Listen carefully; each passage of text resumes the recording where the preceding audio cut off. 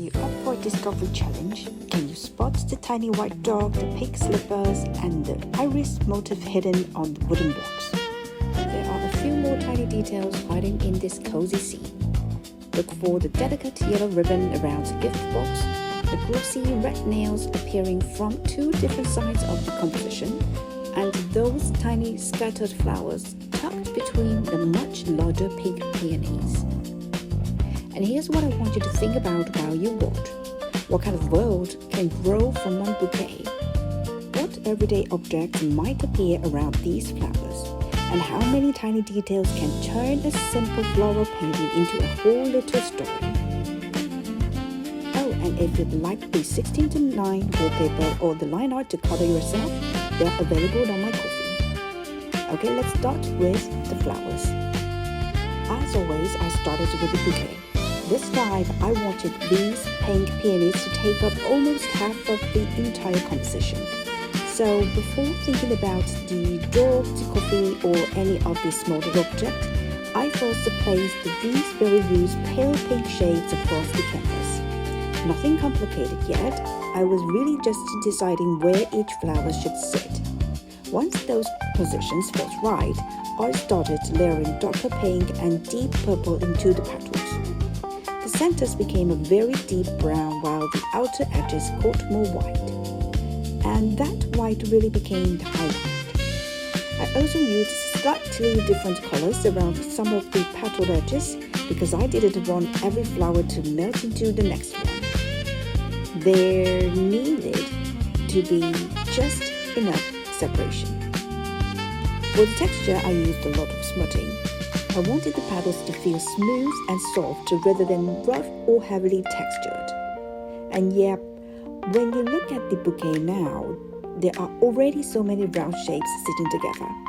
Round flowers, curved petals, soft edges. Visually, this entire side of the painting is already very full. Then I added the green leaves underneath and used a much finer brush for those tiny veins. I really like details like this because you may not notice every single line at first, but together they make the leaves feel much more finished.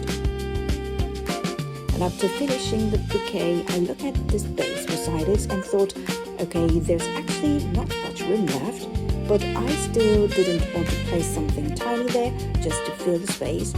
So I changed the way I thought about the viewpoint. What if we're looking down?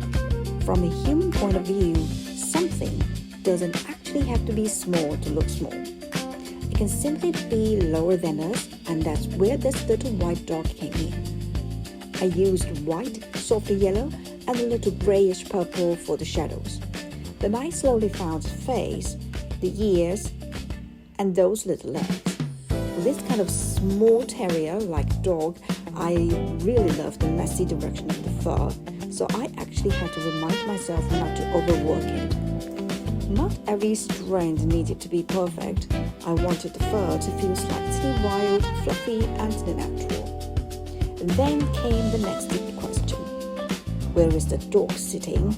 At first, the area underneath was simply brown, but then I realized it could become a box.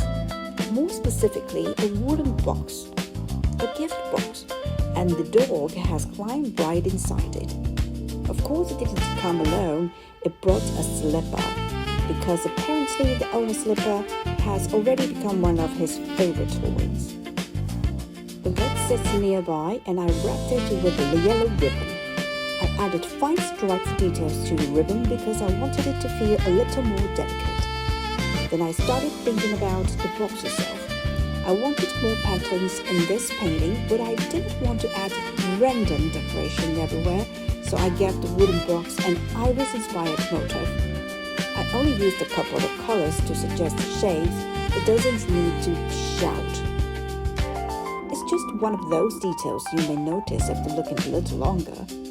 And this is where the composition started to feel less like a bouquet with a dog inside it. It started to become a place, a moment, maybe even someone's morning. Coffee, flowers, and the paint of view.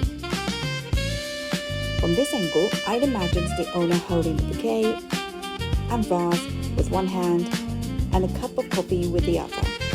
The That's why you can see the red fingertips appearing from two different parts of the composition.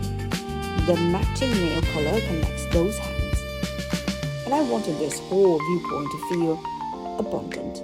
Flowers, coffee, small dog, favorite slipper dragged into a gift box.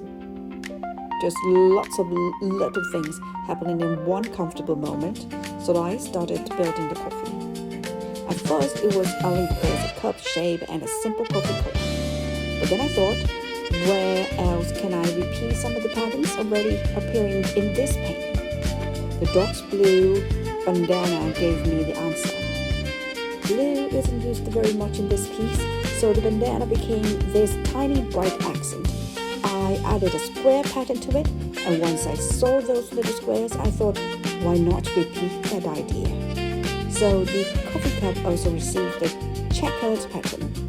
You don't see much of the cup from this top-down angle, but that's actually what I like adding a pattern there. It's a very small visual surprise. The latte art was simple, just a softer shape on the surface. And then I added a few tiny brown marks that could almost look like little chocolate pieces. But the painting still needs something warm.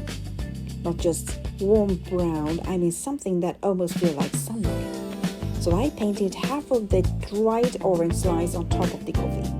That is one of my favorite color moments in the whole piece.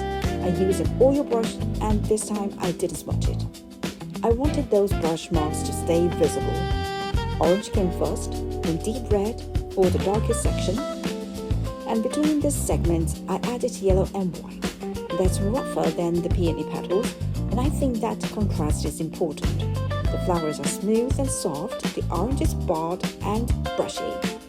Even though this is an indoor scene, that one small orange slice brings so much warmth into the painting.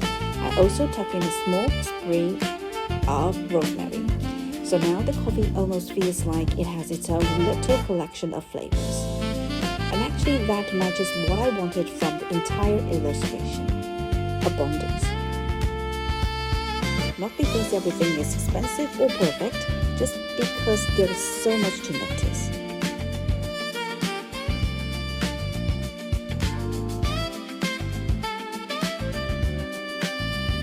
Thank you so much for watching. See you in the next discovery.